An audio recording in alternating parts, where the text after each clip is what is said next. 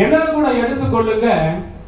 Mark எழுதின சுவிசேஷகம் 3வது அதிகாரம் 13வது வசனத்திலிருந்து 15ஆம் வசனத்து வரையிலும் வாசிக்கும்படியா கேட்கிறேன். இங்க பாருங்க, ஊழியக்காரர்கள், உடன் ஊழியர்கள், மூப்பர்கள் எல்லாம் கவனமா கவனிங்க. வேதம் சொல்லுகிறது, பின்பு அவர் ஒரு மலையின் மேல ஏறி, யாரு? ஏசப்பா ஒரு மலையின் மேல ஏறி முதல்ல வராரு. உங்களுக்கு ஒன்று தெரியுமா? பைபிள்ல அற்புதம் நடந்த இடம், அதிசயம் நடந்த இடம், பயங்கர முக்கியமான சம்பவங்கள்லாம் மலையின் மேலதான் நடந்திருக்கும். அல்லேலூயா.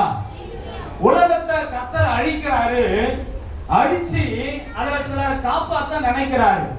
பேழைகளை 8 பேரை விட்டு பேழையை கொண்டு போய் ஆண்டவர் நிறுத்தின இடம் எந்த இடம்? மலையில, ஆரராத் மலையில நிறுத்தினார். ஜனங்களை, அடிமைப்பட்டு கிடக்கிற இஸ்ரவேல் ஜனங்களை காப்பாற்ற நினைக்கிறாரு. அதுக்கு தன்னுடைய ஊழியக்காரனாக மோசேவை சந்திக்கிற இடம் எங்க? மலையில, மோரியா மலையில. ஈசாக்க பலியிடும்படியாய் கர்த்தர் தெரிந்து கொண்ட இடம் சமபூமியா மலையா? மலை, அப்படிதானே? சரி, இன்னும் அப்படியே போனீங்கன்னா, இயேசு கிறிஸ்து பூமியில ஊழியம் செய்து மரித்து 40 நாள் பூமியில உயிரோடு இருந்து பின்பு அவர் ஏறி போன இடம் எங்க? மலையில ஏறி போனார். ஒலிவ மலையில போய் என்ன பண்ணாரு? ஏறி போனாரு. சீயோன் மலையில ஏறி போனார். அல்லேலூயா. சரி, போனவர் பின்னாடி நம்மள போயிட போறோம்.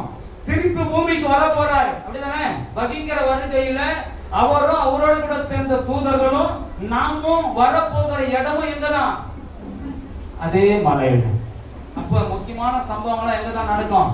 இப்ப மலையில ஏறி ஒரு சம்பவத்தை பண்றாரு. என்னன்னு கேட்டீங்கன்னா, அவருக்கு சித்தமானவர்கள், அவர் நம்பினவர், அவர் விரும்பியவர், ஆண்டவர் 12 பேரை தேர்ந்தெடுத்து கூப்பிட்டு அவருக்கு எல்லாம் தெரிந்து கொண்டு அவர் சொன்னாரு, நீ பிரசங்கம் பண்ணணும், நீ வியாதிகளை சுகமாக்கணும், நீ பிசாசுகளை துரத்தணும், உனக்கு நான் அதிகாரம் கொடுக்கிறேன். அதிகாரத்தை கொடுத்தார்.